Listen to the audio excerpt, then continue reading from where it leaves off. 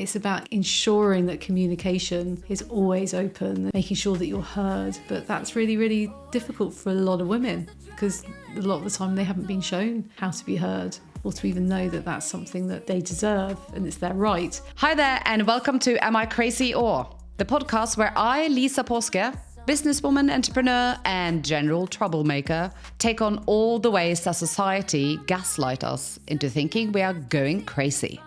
This season, we are tackling the perimenopause. They often call it the second spring. I think it should be called monsoon season. But I'm not doing any of this alone. In each episode, I'll be interviewing and talking to experts, specialists, and women going through it, giving you all the information that you need to make more sense of this chaotic period of your life. In this episode, we talk to Giselle Monbiot.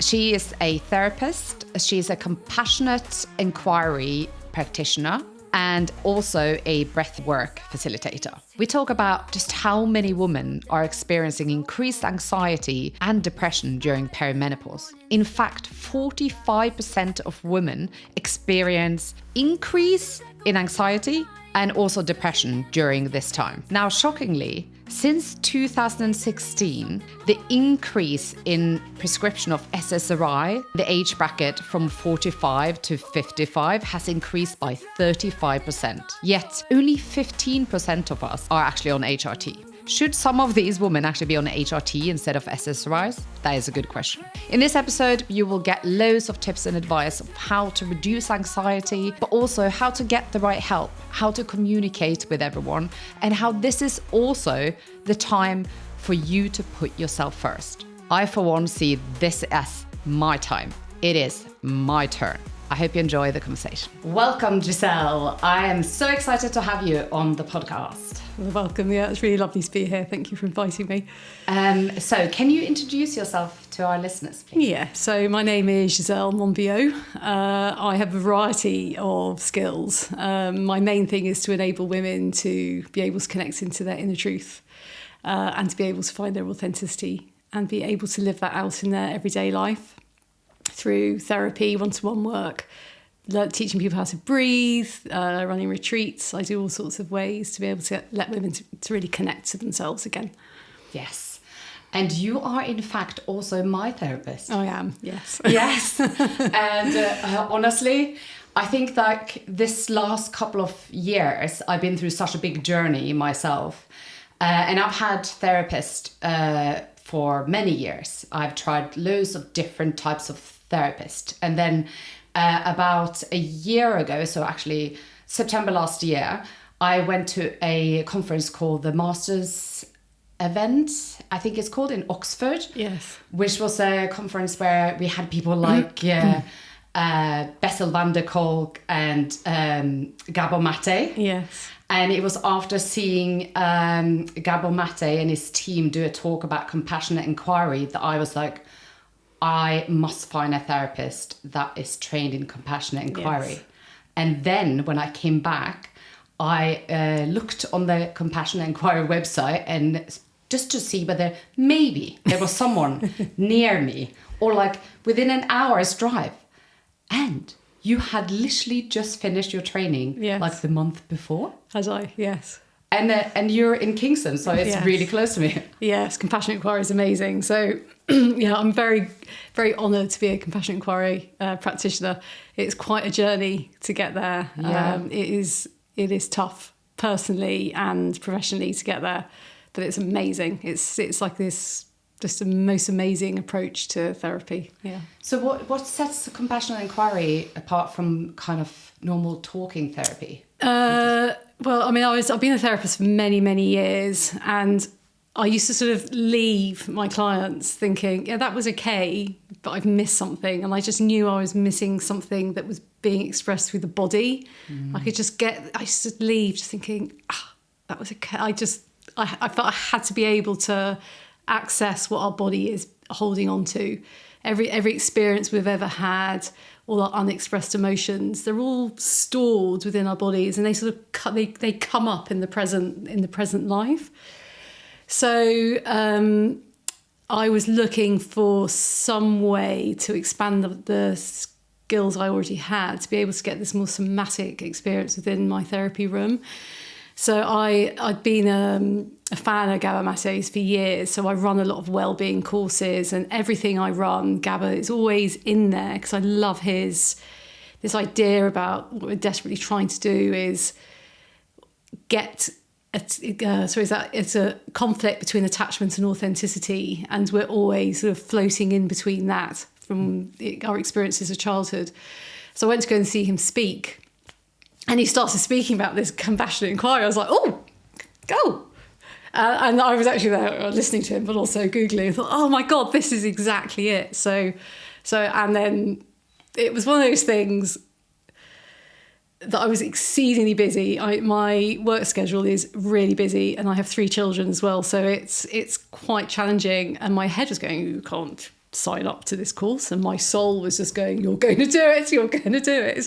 So I just went with my soul, and it was just the best thing I've ever done. So it is that connection between the cognitive and the body. So how we are responding in the present moment when it's overly expressive, or we're not able to control what we're doing, especially, it always means it's come from the past.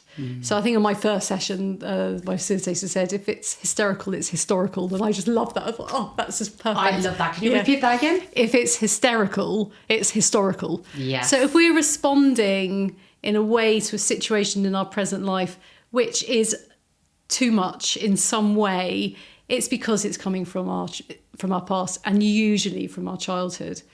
So what we do within Compassionate Inquiry is we're enabling the person we're working with to be able to connect into the belief systems they're bringing into their present life, the old stories that they're replaying constantly, and then very gently getting them to sort of connect that to where that has come from. And we often hear about trauma, and trauma being something about what happened to us, but quite often a traumatic event is what we didn't receive. The safety we didn't get, that celebration of who we were, rather than, oh, look how wonderful you are, and being able to really express yourself. It's you're too much, be more quiet, be smaller, and that sort of response that we have within our bodies. And then inside our bodies, then we have this reaction, and we learn something about ourselves, we learn something about the life. Children always make it about that it's their fault, rather than the inability of their parents or caregivers at that particular moment. Oh, I just find this so interesting. And this really resonates with me. Like, for me, I know, and especially that sentence of, if it's historical, if it's hysterical, it's historical. Yeah. Honestly, like, I remember, I think there's another psychologist, it might be, I can't remember his name, that talks about how the limbic system store all your emotions and behaviors, and especially trauma, and it has no capacity for language. And so when something is triggering for you, it actually makes it really hard to think, because you flip the lid and you're just feeling, and that's that trauma response. You just go into reaction. Goes, and then afterwards you think, oh, why did I respond like that? Why did I do that? Because then you get back into your adult self and you think, oh, that was ridiculous. Why did I behave like that? But it's just this young part coming out, and it's a protective part. We have these different parts in us that are desperately trying to protect us from revisiting sort of past traumas or detaching within our earlier life. And I do really feel like, because I have been in therapy for many years, so having had quite a challenging childhood, and I tried loads of different ways of like getting to it, and many types of talking therapy. But the thing that really kind of sat with me, that even though I knew something logically and intellectually, it didn't stop anything happening. No. And the period after you have a trigger is almost as bad as being in the trigger, because that's where you get shame and guilt, and you're like, oh, why did I do that, or why did I say that, or what is wrong with me? And then when you have an understanding, oh, I know what I did, but I couldn't stop, that can actually sometimes feed the shame even more. Yeah. Shame is such a heavy emotion to experience. It totally is. And I really, seen quite a big change in myself. Like I've been seeing you for about is it 5 months or something? 5-6 months? Yeah. And the difference, being able to connect it to how my body feels. Like you constantly ask me like, okay, where do you feel it now? What is it? What does your body wants to do and stuff, has made such a difference to be able to connect with it. And now I really feel like I've been able to go from a feeling it and only realizing things afterwards to almost like seeing it happening, going like, oh, this is interesting. Ah, nice. And it does feel very different because now it might still mean that I won't be able to stop it, but it doesn't feel as, the period afterwards doesn't take as long. Lovely. And it doesn't feel as heavy afterwards. Yes. It's more like, that's interesting. Yes. So you're sort of becoming more aware of the process and not being so activated, and actually that, you know, the coming back afterwards of repair. Yeah. And also if we're sort of thinking, even if you're getting into those old mindset of, oh, shame, I should have done better and I'm a failure, all that's doing is feeding more and more into that very old story, that very old pattern. Yes. So you're changing patterns, which is amazing. Honestly, it's so amazing. Yeah. And I'm so grateful that I found you when I did. I'm so pleased. But it's also kind of like, I really like the Carl Jung kind of principle of synchronicity, where coincidences feels like it might not be coincidences. Yes. And so when I found you on that website, and then looked on your website and stuff, I was really like, it gave me like goosebumps on my face, because I also realized you were quite openly talking about how you were helping women in perimenopause, but also that you had later in life been diagnosed with ADHD. Yeah. And that had literally just kind of happened the year before for me, where I had no idea I had ADHD. Well, I had some idea, but it hadn't, like, I hadn't realized just what that meant or how that manifests itself, and how much of what probably were connected to almost to my trauma was ADHD behavior or dysregulation. Yeah. And the combination of that and perimenopause. Yeah. And so that it felt such a great synchronicity that I Yes. found that had that experience in both. Yeah.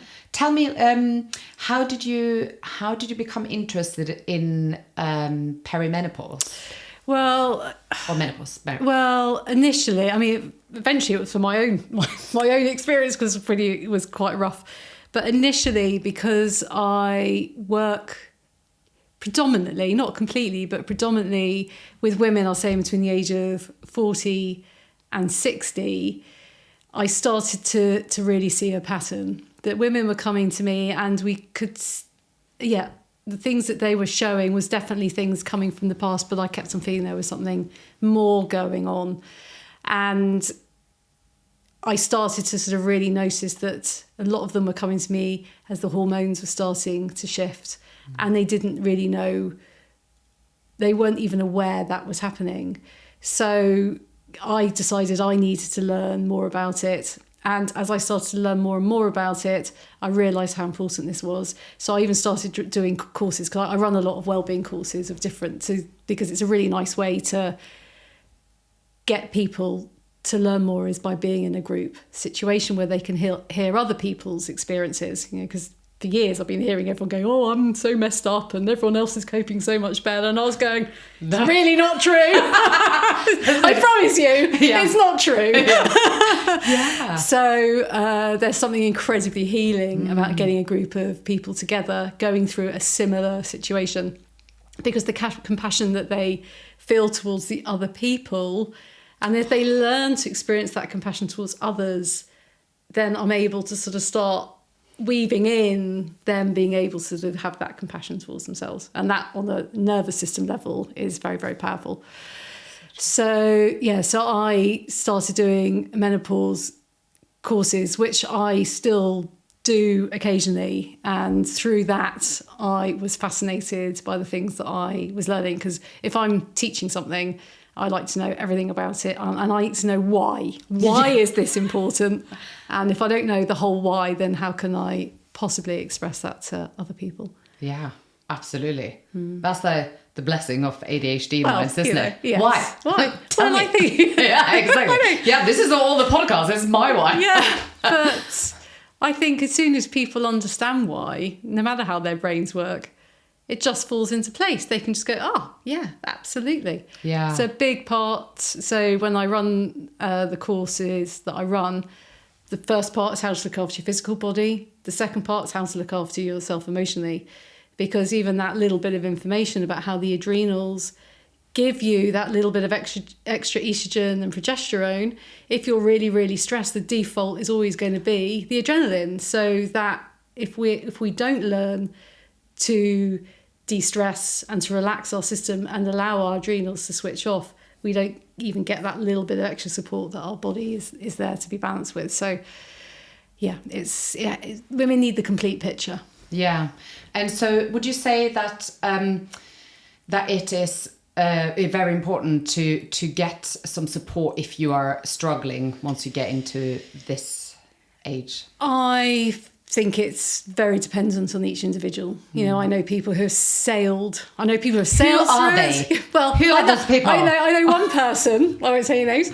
One person who sailed through, and it was a year later. She was like, "Oh God!" And then it all started cascading for her. But some people, all they need to do is just know how to look after themselves. Because at the end of the day, women have to know how to care for their bodies, their gut health. You know, our gut bacteria reduces during menopause, and we have to be able to boost our gut health. We have to be able to strengthen our bones. So just the general everyday health and well-being stuff, I think every woman needs to know. Yeah. Whether it's having therapy, I think we could all do with a bit of therapy. We all have stuff. And that's one thing that Gabba does, which always sort of breaks my heart a little.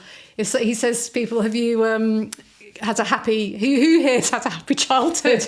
And there's always some silly person who puts their hand up. And like within 3 minutes, he's completely shown them that their childhood really wasn't happy. Yeah. So I think we should all have a little bit of therapy in life. I think it's really, really, really helpful.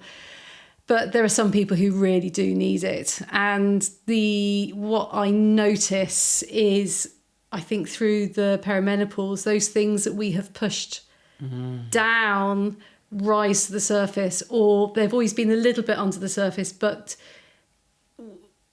she might have had the capability of putting it down and ignoring it. Yeah. But it's a bit like a box opening. That's so true. But do you think that's... I feel like that is... I've heard so many women say that. Yeah. It's not like this never bothered me. It always bothered me. Yeah. I just can't keep it back anymore. But why should we? Yeah. Why should we keep it back in? Well, totally. we women especially are told, be nice, be quiet, don't make a fuss, put up with it. Every other woman's put up with it. And actually, why should we? Yeah. And I actually see this period of our life as an incredibly empowering period of our life. This is an opportunity for us to undo all those patterns and crap that's been placed on us through our lives, and just those coping mechanisms that we have created for ourselves, which served beautifully as children. But why should we have to keep that going? So I think it's a great opportunity. So, and I've had lots of support through mine, and I've come out. Well, not quite out the other side yet, but I'm a much different person than I was. I feel I've always been a strong, big character, but I've just got this essence inside me that I just love it. I love where I am now. Yeah, me too. Yeah. Like I really feel like I'm finally connecting with who I am and what I want. And I think it's the first time in my life that I'm actually, what do I want? And isn't it a wonderful feeling? It's an amazing feeling. I mean, that is... absolutely my mission in life is to let women know that not only can they get there, it's their right to want to be there. Yeah. And I do think, like, it always reminds me of that. Have you ever heard that story about how lobsters grow? Yeah. So they basically, they get so big inside the shell, they have to swim down to the rock bottom and then literally get rid of his own shell, and there's just like that mush, and then he builds a new shell, a bigger shell, but he only knows that it needs to do that by feeling the pain. Yes. And so I do feel like this is very much like a transformation. And I always joke about, on this podcast about how it's referred to as the second spring. But I think I'm finally getting there. I'm finally getting there and understanding that it is an incredible opportunity to kind of shed those old patterns and those old thinking that might not serve you anymore, and to focus on yourself. Excellent. It's my turn, but and you say and feeling the pain, but most of what our life is us trying to avoid pain. We spend our entire time trying to avoid it. We have coping mechanisms. We reach out for chocolate or wine, or we become really, really busy, or we overdo something, or we're spending our entire time trying to avoid pain. And people often think that healing is about stopping feeling, but it's not. It's actually being able to sit with the pain. It's about being able to sit with the emotions that we have and just be with them and understand them and give yourself what you need in that moment, rather than pushing it down. So and you ask, should everybody get support? Yeah, if you've got a lot coming up. I mean, I remember when I first started compassionate inquiry training, I was kind of holding on to this table thinking, do I actually have a mental illness? That was what I was questioning, because the severity of the emotions that were coming up in me was so strong. But every time I had a compassionate inquiry session, I calmed, and my whole body calmed, and I felt really at peace.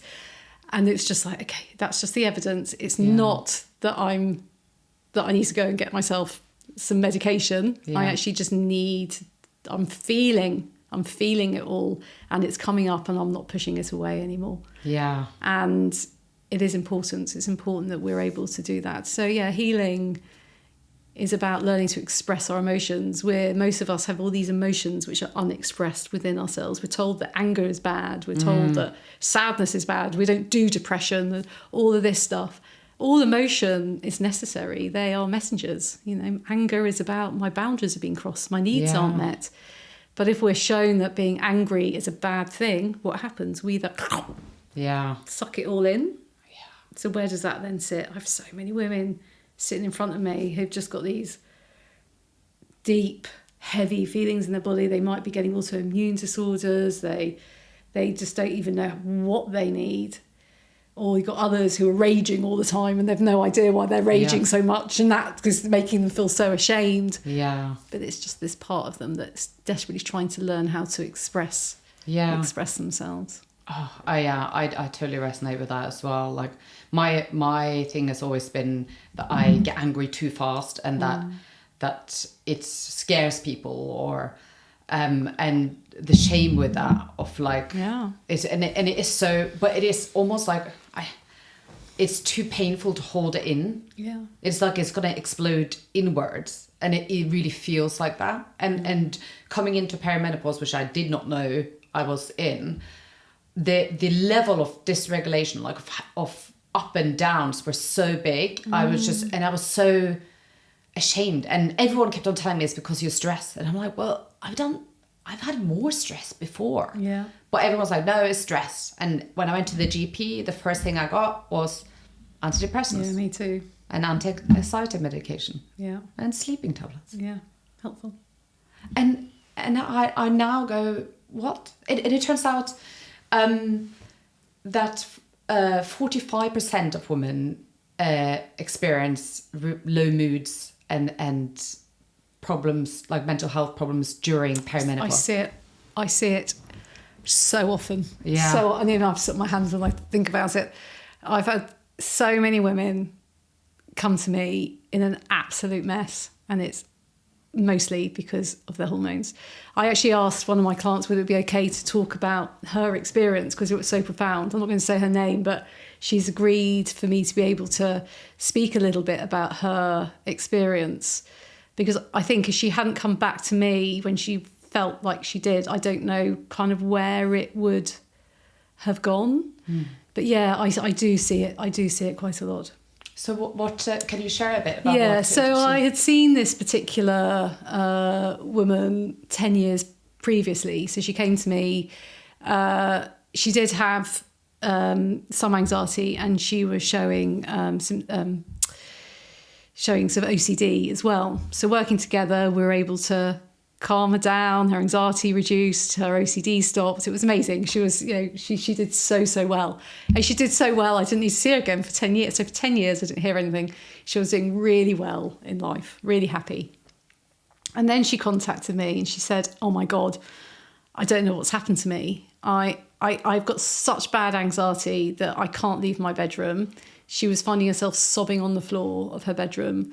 She had gone from being someone who was very energetic, involved in everything. She was involved in her children's school. She was working full time, to not being able to function at all. She had a bit of stress at work as well. So she went to her doctors and she said, I'm really struggling. So the doctor looked at her medical history and saw the word anxiety. And this is what I notice. I've seen this so many times. If a woman has experienced anxiety or depression in her past, they immediately go, it's because you're an anxious person. Let's give you some really strong antidepressants. So they gave us some strong antidepressants. Didn't help. It just made her get quite paranoid. Well, let's give you some more. So they upped her medication, gave her some more medication, but she still couldn't function. She couldn't see any of her friends. She was hardly getting to work. It was really impacting her relationship. She had young children. She was she was literally sitting in the corner of her bedroom sobbing. So she contacted me and we had a couple of sessions, and as we were talking, I said, this is not the same. I know you've had anxiety before, but this is totally different than what you showed last time. And she said, yeah, I know, it's completely different. So I said, wait a minute. So we were working online at the time. So I just quickly Googled menopause symptoms. And I've got one which is like 34 symptoms of menopause. And we read through them. I shared my screen, read through them. She ticked 33 of the 34 symptoms. Fuck. Yeah. That is just mental. Mad, isn't it? And no one had decided. No one had thought to mention it to her. No. And even when she then went to the doctor and said, "I think this could be my perimenopause," they said, "No, it's your anxiety." That is just. So she then had to really fight. But she didn't have strength in that time. She was so low. But I kept on saying, just do it. So she eventually, because she'd had some, I can't quite remember, she's had some procedure done a few years ago. So she wasn't having periods anymore because of this procedure or something. I can't, that I don't fully remember. So it wasn't obvious, that part of it wasn't obvious about what was happening. It might be the Marine Corps had to go in. So eventually she went on to HRT and got it balanced. She's now full-time work, running her own business, happy as Larry, busy as anything, and her life is back on track. Honestly, it makes me so mad. And I've had so many listeners actually message in saying, I cannot get it. I can't, they won't give me HRT. And I'm like, how, like, what? And no matter how many symptoms you reel off, they're like, I actually met a girl in the gym today who's early 40s, who's had some issues, seen like cyst issues. And she mentioned to her gynecologist that maybe it's related, or like she was asking about perimenopause. And this doctor told her there is no such thing as perimenopause. What the fuck? So there are still doctors out there that have no idea. They think it is a social media popular thing to talk about. Yet so many women are really, really struggling. And that story you just told, like literally months before I came to you, I was driving my daughter to school and had to park up every single day to cry for 20 minutes minimum. And it was outside a church. I was just waiting for the day when the priest would come out and go like, hey, what was going on with you? Honestly, it was so bad. And like I felt, and this was after I'd sold my business, all the things that they made up, that this is the reason that you're stressed out and why you can't sleep and why you're anxious, is because of stress. And I was still feeling it years later. I was like, well, none of those things are here, but I can't even drive to school without. And so many women I come across on my courses, and they're telling me where they're at with their physical health. And I'm going, huh? Because I take them through the symptoms. And they're like, oh, there was one woman, she had gone to gastrologist, what was it? Yeah. For the stomach. She had gone to rheumatologist. She had, there was something else she'd gone to. And she sat there and she went, oh my God, this is probably just perimenopausal symptoms. I mean, the doctors wanted to send me off to a rheumatologist. Yeah. And I said, well, shall we just try and up my estrogen a little bit, and let's just see if the pain in my joints go. Oh yeah, let's try that. 3 days later, it's all gone. You know, they wanted to take me down, but because I knew what I was doing, I had one doctor. I said to one doctor, I'm just feeling old. You know, I'm a really vibrant, passionate, energetic person, and I was just like, I wasn't depressed. It was like Austin Powers would have said I'd lost my mojo. I had just completely lost my mojo. Yeah. I had lost my passion for everything. And I said to this doctor, she said, well, you are getting old. And I put the phone down. Yeah. And I just went, oh. And then I picked the phone up and I phoned the surgery back and said, I'd like to speak to a doctor, but not that, the one I just spoke to. And the next one was amazing. So this is what I keep saying to all the women I speak to. If you don't get the right answer, just say thank you very much and then move on to the next one, because there are doctors out there who do know what they're talking about and they do care. Yeah. So it's about constantly fighting. But you're at a stage in your life, if you're feeling depressed or you're having panic attacks or your confidence is completely flawed, you're not going to be able to make those goals that will fight through the system. It's really tough. You have to have someone behind you going, come on, you can do this, you can do this. I think I read a stat the other day about how the increase in SSRIs, so antidepressants, for women in the age bracket 45 to 55 has increased by 35% since 2016. It's unbelievable. And only 15% of 45 to 60-year-olds are on HRT. Just 15%. Goodness. And so all these things that we are being kind of like misdiagnosed with, and how much it impacts everything. One thing I was keen to talk to you about is there's also some numbers about, and now I kind of feel differently about the whole midlife crisis wording that we've always used, but the divorce rates increases quite considerably from mid-40s. Mm-hmm. That's also really hard, isn't it? Like where women struggle, particularly in relationships once they get to this bit, because they don't know they're in it. Do you see people struggle with marriage problems in this? Yeah, I think there's a mix. There's reasons for it. You know, part of it can be because your hormones are all over the place and everybody's just driving absolutely mad. Yeah.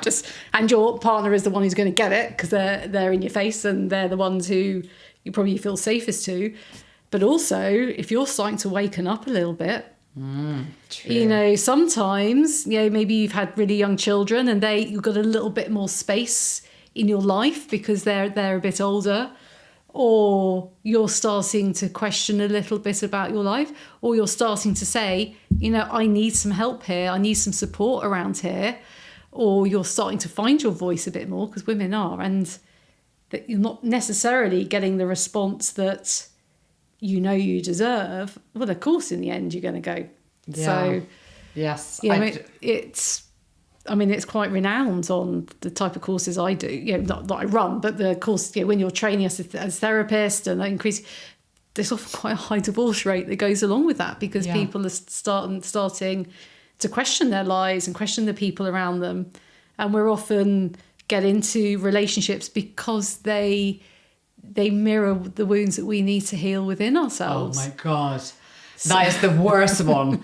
Why does that happen? It's like this seems like the law, like the being attracted to the very person that triggers that wound in you. Well, because that's what needs to heal. That's the thing. We need to heal our wounds. I'm a great believer that we're in our lives to heal ourselves. I'm absolutely sure that's what my journey is. This time around is absolutely to clear out all the dregs of myself. Yeah. And actually, we get wounded in relationships, and we heal in relationships. Yeah. So if those people are people that trigger you the most, and you get to a point where you're not triggered by them anymore, doesn't mean you have to accept their behaviour. It's very different between choosing to say, actually, this behaviour is not suiting me, this is not within my how I want to be, versus being majorly triggered. Yeah. If we can not be triggered by those people, then we know, hey, we've been able to move on. But we see something in them. There's this unconscious familiarity that we're attracted to. Yeah. But it is quite annoying. It is quite annoying. They don't say that in the Disney films. No, they don't. This is like, wow, you think this is Prince Charming? Just wait a few months. Yeah, just wait. Yeah, exactly. The flags are going to appear. Exactly. But yes, I do see a lot of women who are struggling in their relationships. And they might come out the other side, having had HRT, having had therapy, having addressed all the bits in their life, to realise this is the relationship that's right for them. But it's changed, because as you change, then your partner needs to be able to be fluid and flexible with that as well. Or they might come out and go, you know what, this isn't right for me anymore, and I want something else. Yeah. And I do also feel like it would be a huge benefit for men also to take an interest in understanding the symptoms of perimenopause and menopause. So sometimes men come on my course. Yeah, I love cool. it. I love it when they come on, and they're always a little bit, I'm really sorry if I'm interfering. But the women love it. Yeah. The women really love it when the men come as well. I'm all for it, because this isn't just. I mean, once again, it's this idea that women have to deal with it all by themselves. Yeah. We shouldn't be having to deal everything by ourselves. We need support. Yeah. And I'm always going on about the importance of connection. We need connection with ourselves, connection with others, connection with the world and nature, and a spiritual connection. And if we're able to have those 4 connections, what happens is our nervous system goes into safety. And that's where we have really good physical and where we have really good emotional well-being. So it's really important that the relationships that we're in are really healthy and there's that connection. So of course, part of being able to deal with what you're going through is the support that you have around you. It's absolutely fundamental. Yeah. And also, I think you could also help a lot of men understanding what is actually, because I think possibly there will be men in marriages or relationship, or women that might internalize as there's suddenly something wrong with them. Well, of course, because they're going to react to it with their own patterns and their own belief system and coping mechanisms. So suddenly this maybe lovely woman who has been, oh, you're so lovely, and suddenly going, why have you done that with your cup? Exactly. they might retreat, or they might feel that they're not loved, or so cool. I think it's important that there is open communication and acceptance between the both of them, because actually if the man understands, he's going to be able to communicate to his partner, and vice versa. And also getting some extra kind of leeway, is that the word, in that period when, like, for me, it was so hard, like, and you don't want to get pissed off in 0.5 seconds. No. But it is, and it floods you, and then obviously then you trigger someone else. But it's quite hard to be able to communicate, right? To communicate that, look, I don't like the way I'm now either. Yeah. I want to be like loving and calm like I was. Like I've several of my friends who's all like, I'm probably the most fiery of all my friends and the most passionate. So people have seen this. There was never a surprise in any of my relationships. They were just like, yeah, that tracks. But a lot of my friends who were really like calm, who suddenly felt really like angry, and they got really scared, and their partners were like, oh my God, what the hell happened? It's quite scary. It is. Because it feels like it's a totally different you. You can feel out of control. Yeah. And actually, when we feel that we're out of control, that can be really, really terrifying. Yeah. Yeah. I totally see that. And also, I also realize now, like, there's a lot of women that experience a lot of problems vaginally, like UTIs or dryness, or which then also the actually wanting to have sex, which then reduces. And then quite often a man will think that, oh, they don't want me, and then you'll have like triggers that isn't talked about. Yeah. And then hugging might stop because you don't want to have that any intimate reaction in case the woman might be thinking, oh, I might make him think that he wants me, or I want to have sex, or vice versa, and it can then make a much bigger a wedge going between the two. So being able to keep communicating is really, really important, and being able to listen to each other without it being something that you react to or take offence at. So how we communicate is really important. And is there any particular tips that you could give women for how to explain to their, well, not just partners, but also like children or other family members? Well, I think it's about being open, just being really open. This is what I'm going through right now. I might be reacting like this because of this. My hormones are doing this, and this is why it's making me feel like this. There might be certain weeks of the month which is going to be more difficult than others. So being able to openly express that. But I think ultimately there has to be that level of safety between the relationships. You know, if there's not a sense of safety where you can be completely authentic in what's happening, or a fear that it's going to be weaponized, then there's going to be a contraction. So it is, I think it's not just about waiting for the perimenopause to start and then doing it. It's about ensuring that communication is always open, and you keep on doing that and making sure that you're heard. But that's really, really difficult for a lot of women. Yeah. Because a lot of the time they haven't been shown how to be heard, or to even know that that's something that they deserve and it's their right, up until the point where I need to be heard. Yes, exactly. So, yeah. I remember, so when I was in Thailand last year, I met this older lady on the beach, and we started talking about perimenopause or menopause, and she was absolutely amazing. She was so fabulous. And we started talking about her daughter, who was kind of similar age to me, so like at that point, like mid-40s. And she was like, well, I think maybe my daughter is in perimenopause.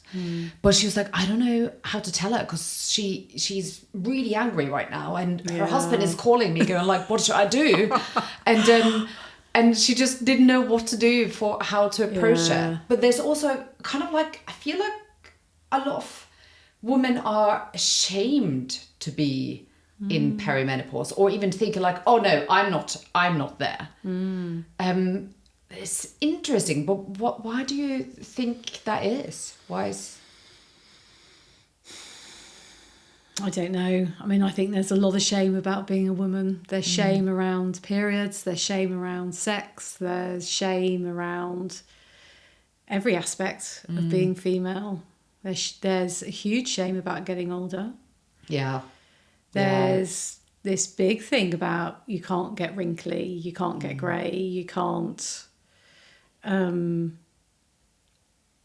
don't want to get old, because there's this idea that you're just going to disappear into the background. I do think a lot of women worry about that. Of course they do. And I think maybe because I'm Scandinavian, like I feel like I'm slightly, or maybe it's the ADHD, to be fair. I don't feel as much of that, but I can really see it when I talk to other women about perimenopause. So even if I suggest, or maybe you're starting that, and they almost get offended or like, they're like, no, how dare you? Like I've told them they're a bad apple. I'm like, look, honey, you could be fine. I am like, I feel more attractive than I ever have. Like I don't feel like it's taken anything away from me. Well, now after HRT asked me 2 years ago, I would have been like, I don't know, what is the point? But I think a lot of women start to not recognise themselves. You know, their faces do change, their bodies do change. You get that extra little bulge around the stomach. A lot of women are saying they don't recognise themselves anymore. And in a society where identity is a lot around about how you look and what you do, as opposed to how you feel and how you express yourself, it's all very externalized rather than internalized. So I would hope that things would be changing. I think there are a lot of women now. I mean, did you ever watch the Golden Girls? Yeah. I mean, they were like 50 and 60. Yeah. And they were...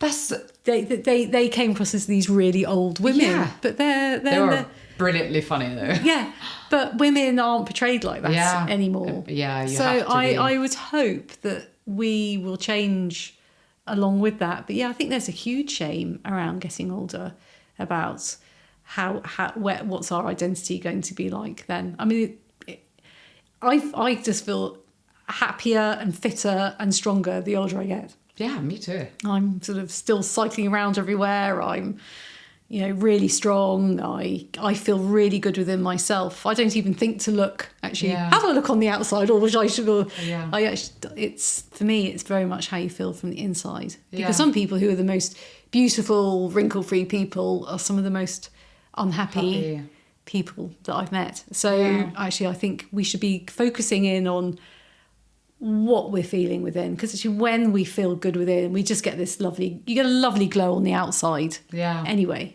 And I do think that for me, like getting closer to who I am and being more authentic and sorting out my shit and not repeating the same stuff and being very honest with myself has made a huge difference to how I feel.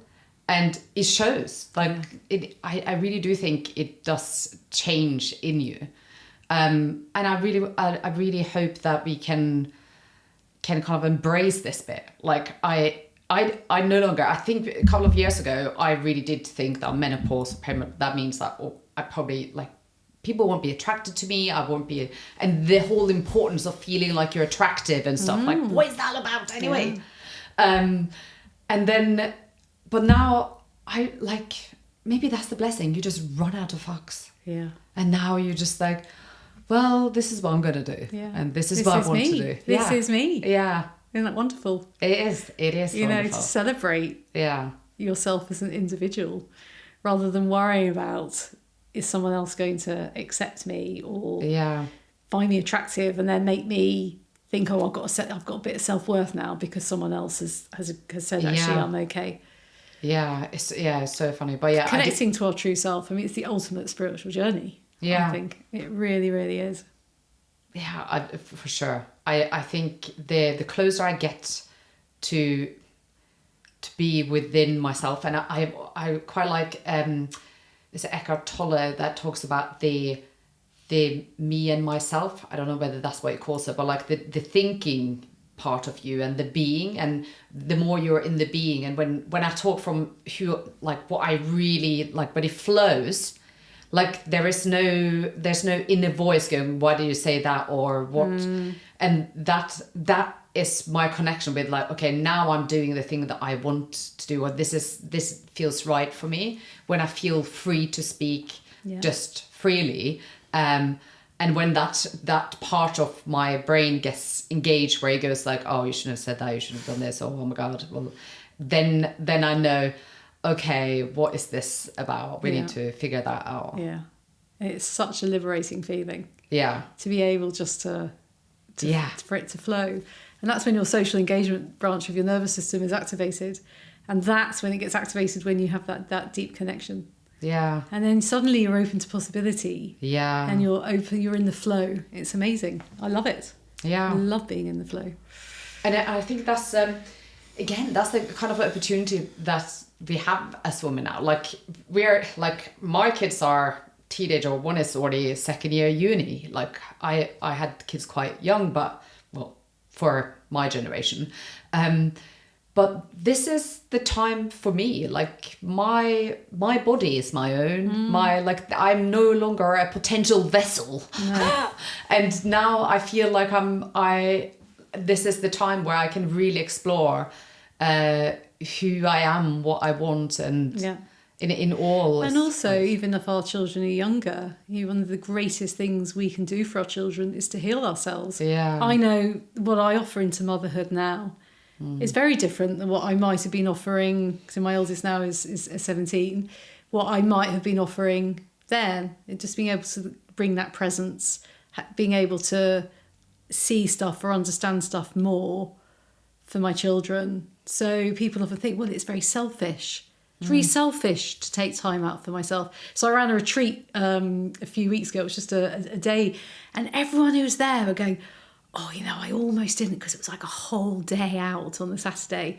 And at the end, everyone's going, oh, I'm so pleased I did that for myself. Yeah. And the messages I'm getting from there are lovely, how the way they are now going about their lives, the way they're feeling within their life, the relationships they have, there's slight shifts gone on from this day that they took out just for themselves. Wow. So it's also selfish as in negative act, but yes, it is a selfish act. Yeah. Taking some time out for you. Yeah. But why not? Why not do that? Maybe we should change it from selfish to self-gift. Self-gift. Nice. Because it is really... It is. It's really important. Yeah. Yeah. Actually, I wanted to ask you a little bit about breathwork, because that is one of the things that you also introduced me to. And it's fascinating to me because I've always thought, like, when people say, like, just breathe with your stomach, and you're like, shut the fuck up. Yes. And now I've really realized just how... Yes. Especially when I feel triggered, or when my whole system kind of floods. Yes. What is it about breath that is so important? Oh, have you got 2 hours? It's my favourite subject. So, yeah, it's just magical. I do get it at home, or go off to teach people how to breathe, and then my daughters will go, yes, I am, actually. So we're breathing 20 to 25,000 times a day. And, when we come into this world, the first thing we do is we take a breath. The last thing we do when we leave this world is take a breath. Our breath is with us all the time. So the only way that we can change our autonomic nervous system is through our breath. So if we are just somebody who actually just breathes completely correctly all of the time, what will happen is, if you are relaxed and calm and in that flow state we were just talking about, we'll be breathing deeply in our diaphragms, deep down. Our ribs will be coming out, our stomachs will be coming out. There'll be a depth. When we have a threat come into our environment, we will be breathing more quickly and more shallowly. It'll be coming from the chest. So when we are in a threat response, so say, for example, when we're living in tribes and we have to live around lions, and a lion came towards us, we get in that fight and flight response, our breath will immediately go faster and shallower, because it's trying to get more oxygen in, because we're going to have to fight that lion or run away. But the thing is, so many of us are breathing like that all of the time. So the message we're telling up to our brain, because our brain and our bodies are interacting constantly. Our brain is, through the vagus nerve, is working out whether we're in safety, whether we're in threat, if there's anything wrong. And through that, it sets off chemical reactions in relation to that. So if we're breathing quickly or shallowly, or we're holding our breath, the message we're sending to our brain is we're in danger. So we're going to be constantly dripped adrenaline and cortisol. And the thing is, when we have lots of adrenaline and cortisol going on, our bodies don't heal, we don't restore. That beautiful flow state that we were talking about doesn't come in, because we feel as though we're in threat. And then what can start to happen is we start getting burnout. And the thing is, with burnout, some of the symptoms are foggy mind, feeling exhausted, not sleeping properly, pulsing, your heart going fast, all the same symptoms as the menopause. Yeah. So especially when we're going through perimenopause, if we are in that sort of really stressed state, then that, and we're not breathing properly, it's going to exacerbate the symptoms. But just by being able to change the way we're breathing, slowing it down, deepening our breath, what we're starting to do is then send the message up to our brain that actually we're okay, we're safe. So the adrenaline can start be switching off, and we can go into the restore and rest state. So a lot of people say, "Oh, just change the way you think, just change a bit." But when you're in an anxious state, it's really hard to change the way you think. So actually, if we start to change the way our body is, how our body is responding simply by our breath, it's called a bottom-up approach. You change what's going on here, and then it'll start going into our minds. So breath work has totally changed my life. I used to be a really quite busy person. Yeah. I was very busy doing lots of bits. My mind just wouldn't focus. And now everybody says to me, "God, you're so calm." I have a really calm energy, and it's because of a lot of the healing work I've done, but it's because of the breath work I do. Yeah. So it's very much about, so breath can be done about, it's really powerful for regulating the nervous system, but then you can also do other types of breath work, which with my breathwork circles, you got a breathwork journey, and it can be the bridge between the conscious and the unconscious. Oh, it's so fascinating. I love it. It's so exciting. And what it can do is you start connecting into these stored, unexpressed parts of ourselves, which then start to come up and start to be released. So we can use our breath to regulate ourselves. We can use our breath to up-regulate. So if we're like in that real flop, we can get our bodies back online again. We can use it to balance ourselves, and we can use it to heal and integrate these unexpressed emotions. Yeah, I've done a couple of the breath work. One, the retreat, but also the breathwork circle. Yes. And the first time I did that, I was like, "Oh, what the hell?" That felt like drugs. Well, it can have a similar healing capacity as psychedelics, because what it's doing is it's going beyond the mind, it's going beyond words. So the first time I was ever introduced to it, and I was introduced to it through CI actually, on a kind of separate thing, and CI is compassionate inquiry, and I went into a trauma when I was in the womb. Oh wow! I mean, yeah, it was mad. So I've always been, I'm a happy person, but there was always underneath, I had this slight sadness. Yeah. Always had this slight sadness, and I couldn't shift it. Didn't matter what I did. And I went in, and my mum was very asthmatic. And I went, during this breathwork thing, I went in, and I suddenly was in the womb with my mum having an asthma attack. Oh, shit. And just this, and I had never, ever thought that would have been quite a thing. She had asthma very badly. And I just, I was sobbing so much, someone had to come and actually hold my feet. Yeah. But ever since then, that sadness has completely left. It's never returned. And I was like, wow, I've got to be able to do that.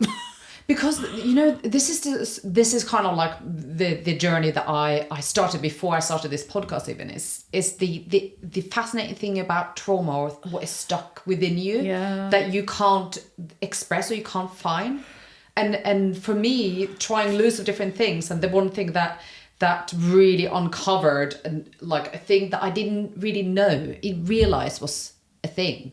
And it once they become conscious, the thing that is unconscious, it was like that. And suddenly it felt like I'd got rid of so much pain that I'd been carrying on there. And it wasn't like an understood pain. It was just like you don't even have to understand what it is. You don't. I mean, I was quite with that. I got the image and I got the awareness, but people often leave just feeling different and peaceful. I mean, there's one woman I know.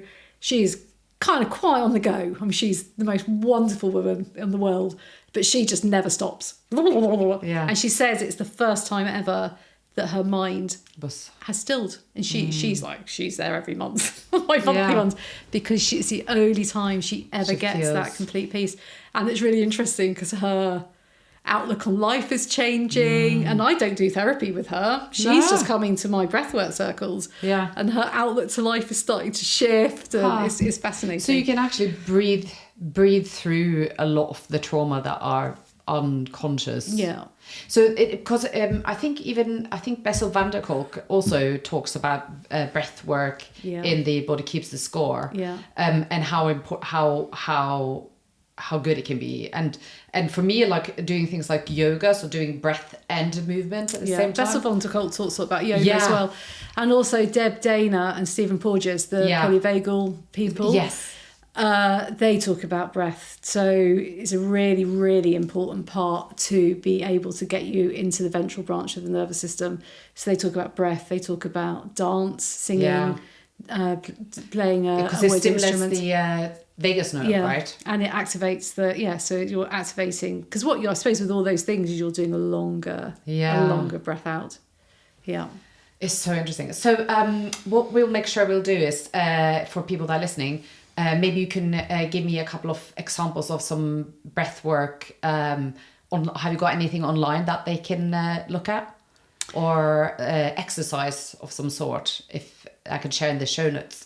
Yes, I can give a link to some of those. Yeah. So that because I'm sure that people want to try it. Yeah. But for me, one thing I do have is a 10-minute guided meditation on what's called the 3-part breath, which is just activating, getting down to the belly, expanding the ribs, going into the chest, and then just really learning how to expand. So a lot of people, they're using like 30% of their lung capacity. So it's not about over breathing. It's not about some people say take a deep breath and they think they have to do that. It's not that. It's about getting the width and the depth and just being able to ensure that your lungs and your diaphragm are fully expanding, because the diaphragm's a muscle. So if we think about when we're stressed, we are like this. So it is said that how we breathe is how we live.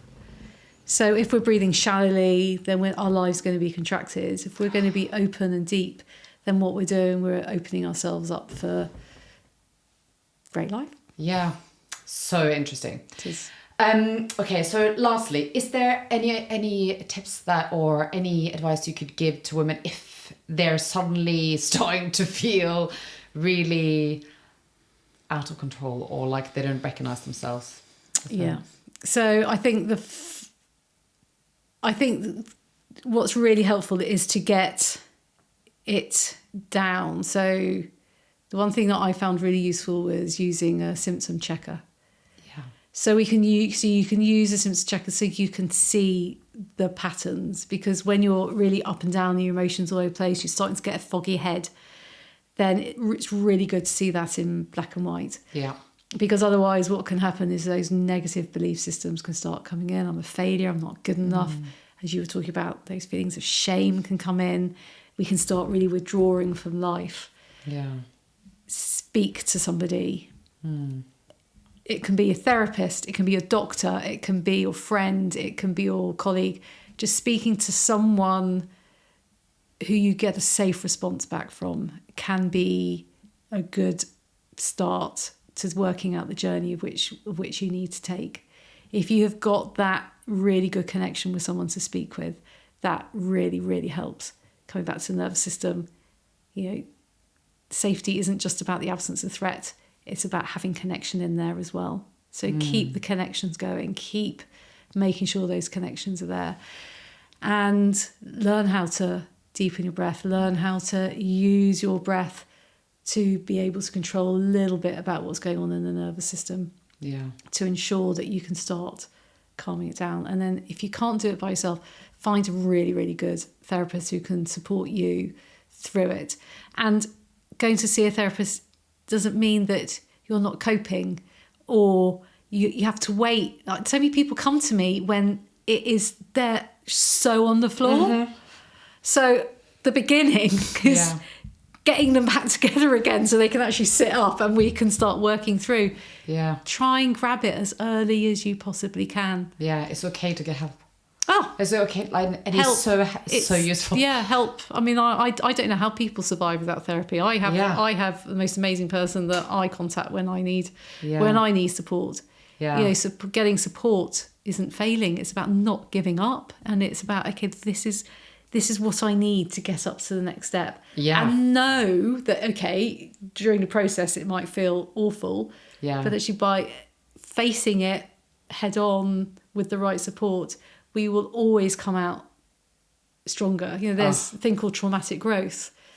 People always see we always try to avoid bad things or trauma or anything nasty. Yeah. But actually we have this beautiful opportunity to really grow, you know, grow from the sludge up into beautiful blossoming trees. Yeah, I totally agree. And that it's such a privilege to continue growing. And I think that's one of the things that quite a lot of indigenous societies and stuff see menopause as this stage where you become really wise, that the wisdom is the age of wisdom. And I really feel that. Like, I feel like now and wisdom to me is like, wisdom is knowledge learned through experiences. So it's not just knowledge, it's like learning through the experience. So going to therapy and working through it is actually, it's becoming wiser. Yeah. And then understanding. Knowledge is here, wisdom is here, isn't it? Yes. You know, wisdom it's a knowing. Yeah.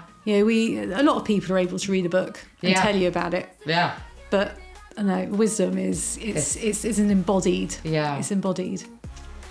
Honestly, such a pleasure to chat to you. Well, thank you so much for coming on this. Yeah, thank you. Hello again. Thank you so much for listening. I hope you enjoyed that. I would really love to hear any feedback you might have or comments, or maybe you have a suggestion to a topic we should cover. You can get my email on the website or send me a message on Instagram. Please do follow the podcast and maybe even leave us a 5-star review. It really helps to get the message out. See you next week.